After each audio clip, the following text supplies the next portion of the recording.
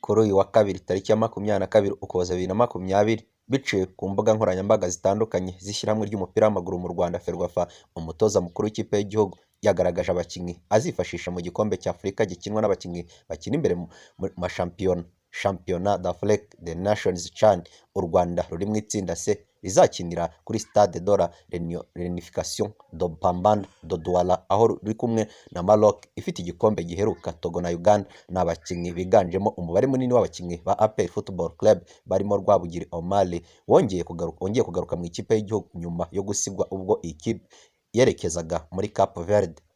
Muri rusange abakinnyi bahamagawe ni abanyezamu bane: Kimenyi Yves wa Kiyovu Sport, Kapiteni Ndayishimiye Eric wa AS Kigali, Kwizera Olivier wa Rayon Sport, Rwabugiri Omar, Ndayisenga Umar wa APR Football Club, ba myugariro 11: Manzi Thierry kapiteni wa APR Football Club, Mutsinzi Ange Jimmy wa APR Football Club, kapiteni wa Rayon Sport, Rugwiro Hervé Amadeus wa Rayon Sport, Sabimana Aimable kapiteni wa Police, Fitina Ombolenga wa APR Football Club, Manishimwe Emmanuel wa APR Football Club, Rutanga Eric Araba wa Police FC, Usengimana Faustin Vidic wa Police FC, Bayisenge Emery wa AS Kigali, Rusheshangoga Michel Maicon wa AS Kigali, Sermogo Ali wa Kiyovu Sport. Abakina hagati ni barindwi: Niyonzima Olivier Sefu, uyu wari wabwiye ko atazongera guhamagarwa mu ikipe y'igihugu nyuma y'uko yari yagize imyitwarire mibi mbere y'uko ikipe y'Amavubi yerekeza muri Cape Verde i Praia gukinayo umukino ubanza, undi wo kwishyura nabo bakanganya ubusa ku busa i Kigali. Ngendahimana Eric wa Kiyovu Sport, Twizerimana Martin Fabrice wa Police FC, Sabimana Eric wa AS Kigali, Manishimwe Djabel Isco wa APR Football Club, Nshuti Dominique Savio wa Police FC, Kalisa Rashid wa AS Kigali. Abazafasha kwataka izamu ba rutahizamu ni 9, aho muri 2020 uyu mwaka wose urangiye ikipe y'Amavubi yaba mu bato cyangwa mu bakuru itabashe kwinjiza igitego mu izamu, aho Eric yatsindiye igitego Amavubi batarengeje imyaka 17, akaba aricyo gitego kibonetse mu ikipe y'igihugu iyo ariyo yose yitabiriye imikino itandukanye. Ba rutahizamu 9 barimo Byiringiro Rag nibo bahamagaye mu ikipe y'igihugu wa APR Football Club. Sugira Ernest rutahizamu w'Amavubi ukunze kuyabonera ibitego, akaba na rutahizamu w'ikipe ya Rayon Sport kugeza ubu ngubu nawe mu ikipe y'igihugu nyuma y'uko iyi kipe ye yari yashyizwe mu kato nyuma y'uko basanzemo COVID-19. Hakaza Dani Usengimana Welbeck wa APR Football Club, Iradukunda Bertara OG Kanyarwanda Gasogi United, Iyabivu Oze wa Police FC, Mico Justin wa Police FC, Tuyisenge Jacques Cyakaka wa APR Football Club, Hakizimana Muhadjiri wa AS Kigali, Twizerimana Onesme wa Musanze FC. Abagateganyo batatu harimo umwe ni Ruboneka Jean Bosco wa APR Football Club, Sibomana Patrick Papi Petit Ronald wa Police FC na Niyomugabo Jean Claude, akaba aribo bakinnyi batatu bongewemo kuva CHAN yatangira gukinwa inshuro ebyiri zonyine u Rwanda ruyitabiriye: 2009, 2014. Irushanwa rya CHAN izatangira kuwa 16 Mutarama rigeze ku ya 7 Gashyantare 2021. Ni irushanwa ryatangiye gukinwa muri 2009 aho ryabereye muri Cote d'Ivoire rikinwa n'ibihugu 8, ritwarwa na Repubulika ya Demokarasi ya Congo. 2011 ryabereye Sudan ari nabwo bwa mbere ryakinwe n'ibihugu 16, ritwarwa na Tunisia. 2014 ryabereye muri Afurika y'Epfo, ritwarwa na Libya. 2016 ryabereye mu Rwanda, ritwarwa na Repubulika ya Demokarasi ya Congo. Muri 2018 ryabereye muri Maroc, iranaritwara. 2020 ryari gukinirwa muri Mata, ariko COVID-19 yatumye ridakinirwa igihe 2020 rizabera muri Algeria. Kafa bari munsi y'abatarengeje imyaka 17, Uganda yakomeje gushimangira ubuhangange bwayo mu karere, inyagira Tanzania ibitego 3-1 mu mukino wa nyuma y'iminsi 10 mu karere ka Rubavu, aho mu ntara y'Uburengerazuba hateraniye ibihugu 6 byahatanaga imyanya 2 yo kuzahagararira akarere ka Sekafa mu gikombe cya Afurika cy'abatarengeje imyaka 17 kizabera muri Maroc umwaka utaha mu kwezi kwa kabiri. Iyi tike yegukanywe n'ibihugu 2 ari byo Uganda yegukanye iki gikombe ndetse na Tanzania yatsinzwe ku mukino wa nyuma.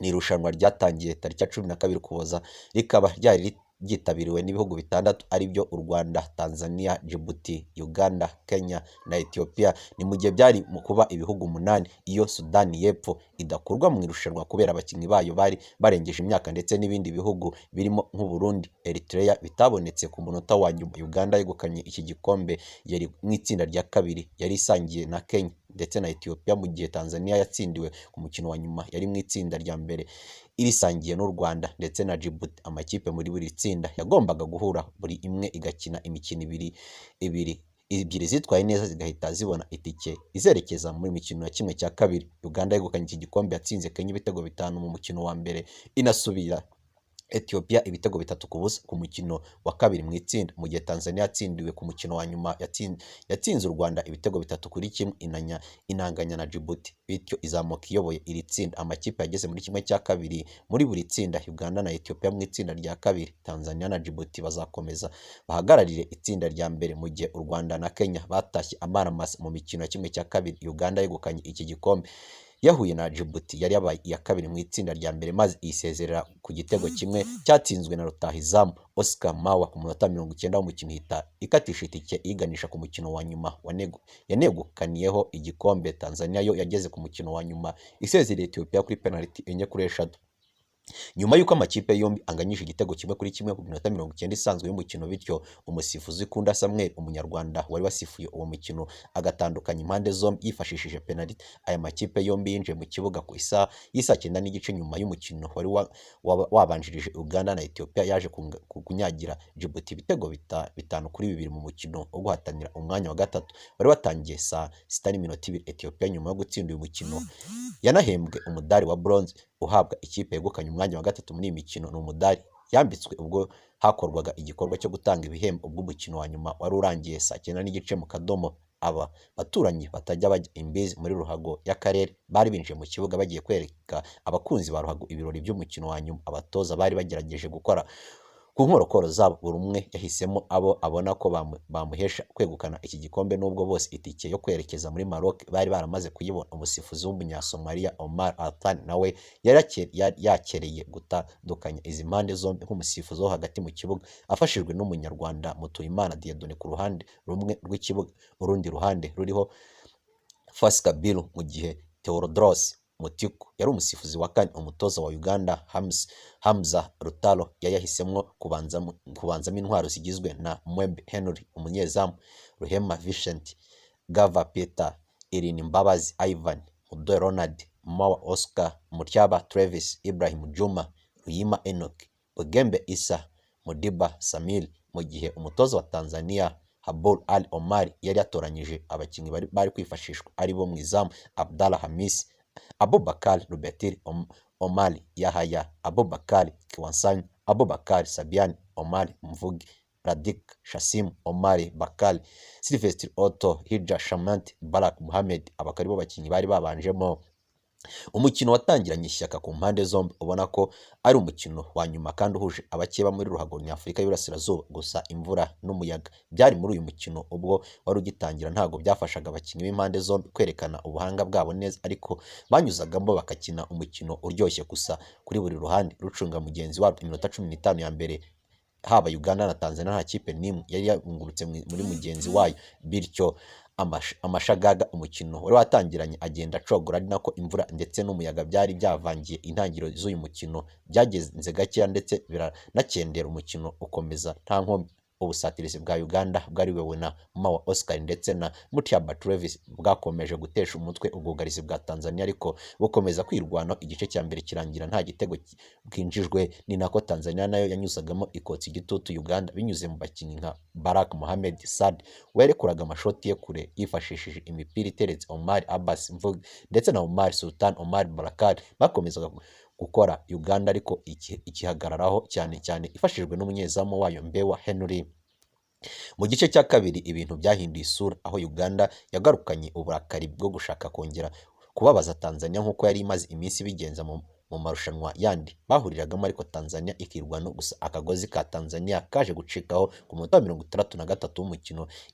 Irini Mbabazi Ivan yanyaganyezaga inshundura, bityo Uganda iyobora umukino n'igitego kimwe. Nyuma yo gutsindwa igitego, Tanzania yagerageje kwishyura, ariko ubwugarizi bwa Uganda buhaba ibamba. Uko guhushahusha kwa Tanzania, Uganda yaje guhita ihindukirana, maze nyuma y'iminota 7 gusa igitego cya mbere kigiyemo, rutahizamu Mutyaba Travis akojeje isoni ba myugariro ba Tanzania anyeganyeza inshundura, bityo igitego cya Uganda cya kabiri kiboneka giyo.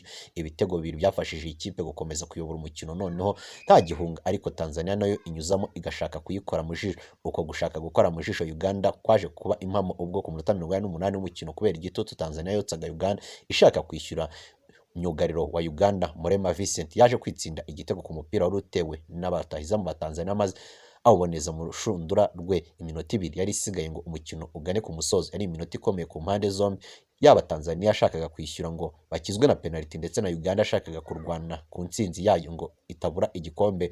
Yakozagaho imitwe y'intoki uko kuryoherwa kwa Tanzania yumvaga ko yashakaga kwishyura kwaje kuyikoraho, kuko ku minota 91 ku minota 90 w'inyongera Ibrahim Juma yaje guhita inyeganyeza urushundura rwa Tanzania ku nshuro ya gatatu, bityo ishimangira kwegukana igikombe. Ariko nako inzozi za Tanzania zo kwishyura zashyirwaga akadomo. Iminota 2 yari isigaye muri 3 yongeweho yabaye iyo gusoza neza umukino ku ruhande rwa Uganda, ari nako Tanzania yari imaze kwakira intsinzi. Umusifuzi arangiza umukino aricyo Uganda ifite ibitego 3-1 cya Tanzania inita yegukana igikombe cya Sekafa batarengeje imyaka 20. Gusa nk'uko nari nabigarutseho ngenda bibatekerereza mbibabwira, izi ikipe zombi zahise zibona itike iziganisha muri Maroc mu gikombe cya Afurika kizakinwa mu kwezi kwa kabiri umwaka utaha. Nubwo aya makipe ejo yatweretse umukino mwiza, Uganda ikomeje kwerekana ko ari ubukombe muri ruhago nyafurika y'Iburasirazuba. Nyuma y'umukino abatoza ku mpande zombi bagombaga kugira icyo batangariza itangazamakuru. Umutoza wa Tanzania Haboub Ali Omar nyuma yo kunyagirwa ibitego 3-1 yagize ati dutakaje umukino birababaje, ariko icy'ingenzi twaje hano dushaka itike y'igikombe cya Afurika twarimo 2018 kandi turayibonye, nicyo cyo kwishimira. Yungamo ati iri rushanwa ryari ku rwego rwo hejuru bitandukanye n'andi twakinnye mu minsi ishize. Amakipe nka Djibouti atarahabwaga amahirwe yirukanye ubuhanga buhambaye ku buryo navuga ko irushanwa rizakurikira nkatwe abatoza dutegura abana tugomba kwitonda kurushaho. Asoza agira ati itike yo kuzitabira igikombe cya Afurika irabonetse, ariko igihe gisigaye ni gito. Ubu tugiye gukora cyane dukosora amakosa twakoze mu irushanwa rishize, bityo tuzahagararire akarere neza. Mu gihe umutoza wa Uganda Amza Rutaro wari umaze kwegukana igikombe n'akanyamuneza yagize ati ibi dukoze nibyo twari twitezweho. Uyu ni umusaruro w'imbuto z'imiterere y'ishyirahamwe ryacu ry'umupira w'amaguru. Ababishinzwe bategura neza kuko bahera mu bana bafite imyaka 13, 15, 17 na 20 ndetse n'ikipe nziza juniors, bityo natwe tukabona aho tuvana abakinnyi. Igikombe turagitwaye, ariko ntabwo ari byo by'ingenzi. Icy'ingenzi ni ukuzagira umusaruro mu mikino nyafurika tuzitabira umwaka utaha muri Maroc. Mu gikombe giheruka twari turiyo nabwo, yaba twe na Tanzania nk'uko dusubiranyeyo ubu, ariko twatashye amaramasa ku ruhande rwacu. Twagowe na Nigeria, bityo kuri iyi nshuro tugomba guhagararira aka karere kacu neza. Amakipe muri Afurika y'Iburasirazuba natwe tukayahiga kandi tugakora ibyiza, tukaba twazagera mu makipe ane mbere azitabira igikombe cy'isi. Uyu niwo muhigo tuzajyanayo kandi tuzawuhigura. Umutoza Hamzi Rutaro yaje muri iyi mikino yari asanzwe ari umutoza wungirije Mutebi utoza ikipe ya KCC nayo yo muri Uganda, ariko iyi mikino yabaye mwitegura umukino w'iyi kipe ifitanye umukino na Kigali nayo ya hano mu Rwanda mu mikino ya CAF Confederation Cup mu cyiciro cya kabiri cy'amarushanwa. Umukino uzakinwa ku munsi w'ejo, bityo uyu Mutebi asaba ko bamuha umwanya wo kwitegura akazaba agaruka mu ikipe y'igihugu nyuma. None Amza ahanyuranye umucyo. Kugeza ubu ngo ikipe ya Uganda Mawa Oscar niwe aho urukweto rwa zahabu ruhabwa umukinnyi watsinze ibitego byinshi mu irushanwa, mu gihe Mutiaba Travis aho umupira wa zahabu uhabwa umukinnyi wahize abandi. Kugeza ubu abakinnyi ba Uganda bakomeje kwitwara neza, byari ibintu byiza. Aba bana bagaragaje umupira wo ku rwego rwo hejuru. Gusa benshi bakomeje kuvuga bati se Amavubi yacu yo arazira iki, kuki tutagira abana bitwara neza kandi dufite buri kimwe cyose gishobora kuba cyashyira mu buryo bwiza aba bana bacu. Ariko Amavubi kugeza ubu ngubu yo uko yigaragaje, Abanyarwanda benshi ntabwo bashaka kumva nuko iyi kipe y'Amavubi y'abakiri batoya yazongera kwitwara, kuko yagaragaje urwego ruri hasi. Abenshi bati ariko ntawukamiza ataragiye. Ati ibi byose ni imyitwarire yo kudategura abakiri batoya, aho nta marushanwa hano mu Rwanda y'abakiri batoya ahakinirwa. Aha benshi bakomeje kuvuga ko ari ikibazo gikomeye. Kiyovu Sport umutoza wayo mukuru Karekezi Olivier yasubiye muri Suède. Umutoza wa Kiyovu Sport Karekezi Olivier werekeje muri Suède mu kiruhuko. Ni nyuma y'uko shampiyona y'u Rwanda yahagaze. Mu ijoro ryakeye nibwo uyu mutoza mukuru wa Kiyovu Sport yafashe indege yerekeza muri Suède gusura umuryango we. Mu kiganiro kigufi H. Innocent yagiranye n'umunyamabanga wa Kiyovu Sport Munyangabe Omar yavuze ko bamuhaye uruhushya aho azagaruka mu Rwanda tariki ya 15 Mutarama 2021, ariko hakaba ashobora no kugaruka mbere yaho bitewe n'igihe shampiyona izasubukurirwa.